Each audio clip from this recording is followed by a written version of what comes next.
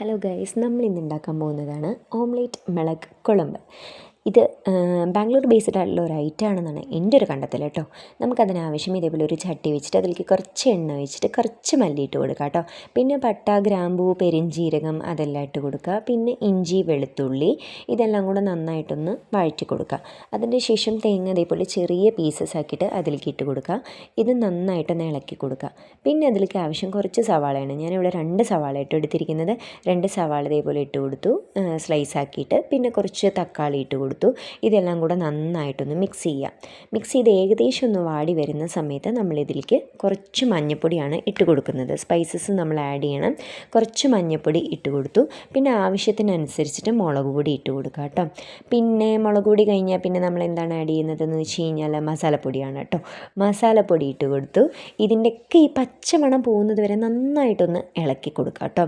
ഇതിൻ്റെ പച്ചമണം ഏകദേശം പോയെന്ന് തോന്നുമ്പോൾ നമുക്ക് കറിവേപ്പിൻ്റെലയും മല്ലിത്തലയും അതിലേക്ക് ആഡ് ചെയ്ത് കൊടുക്കാം. കറിവേപ്പിൻ്റെലയും മല്ലിത്തലയും ഇട്ടിട്ട് അതും കൂടെ നന്നായിട്ടൊന്ന് വഴറ്റിയെടുക്കാം. എന്നിട്ട് ഇതെന്താ നമ്മൾ ചെയ്യാൻ പോകണമെന്ന് വെച്ച് കഴിഞ്ഞാൽ മിക്സിയിലിട്ടിട്ട് ഇതിനെ നന്നായിട്ടൊന്ന് അരച്ചെടുക്കണം. സോ നമ്മളിത് നന്നായി മിക്സ് ചെയ്തിട്ട് കുറച്ച് മാത്രം വെള്ളം ഒഴിച്ചിട്ട് അരച്ചാൽ മതി കേട്ടോ. അത് അരയാൻ പാകത്തിന് കുറച്ച് വെള്ളം ഒഴിച്ചിട്ട് നന്നായിട്ട് അരച്ചെടുക്കാം.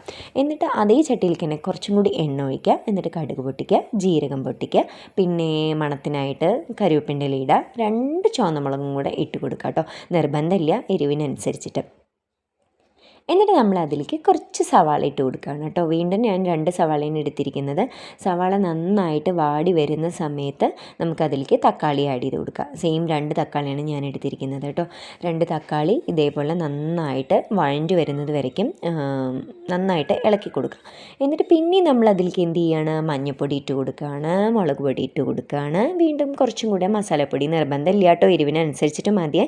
നമ്മൾ ഉപ്പ് ഇതിൽ ആഡ് ചെയ്തിട്ടില്ല. സോ അതുകൊണ്ട് നമ്മൾ ഈ ടൈമിൽ ഉപ്പും കൂടെ ആഡ് ചെയ്ത് കൊടുത്തിട്ട് നന്നായിട്ട് മിക്സ് ചെയ്തു. കണ്ടോ, ഇതേപോലെ വഴണ്ടി വരണം.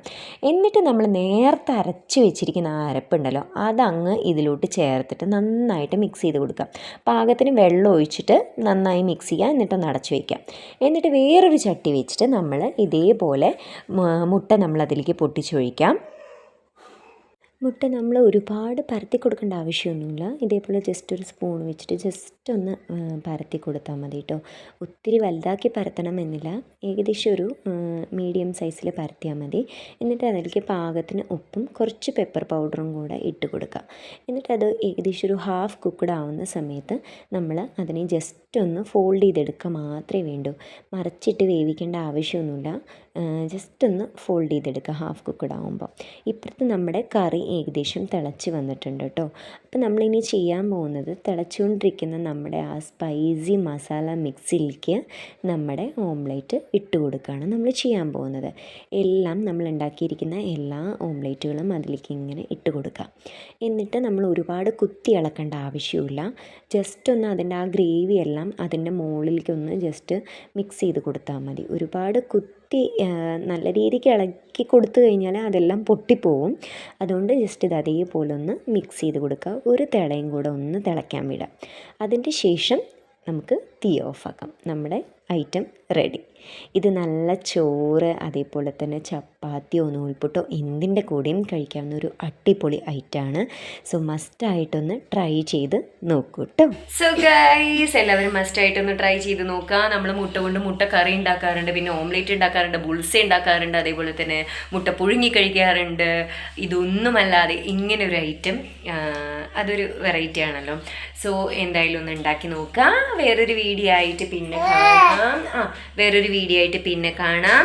അപ്പം ചാനൽ സബ്സ്ക്രൈബ് ചെയ്യാൻ പയ്യൂ ചാനൽ സബ്സ്ക്രൈബ് ചെയ്യണം പയ്യൂ. സോ ഞങ്ങളുടെ ചാനൽ സബ്സ്ക്രൈബ് ചെയ്യുക, ലൈക്ക് ചെയ്യുക, ഷെയർ ചെയ്യുക.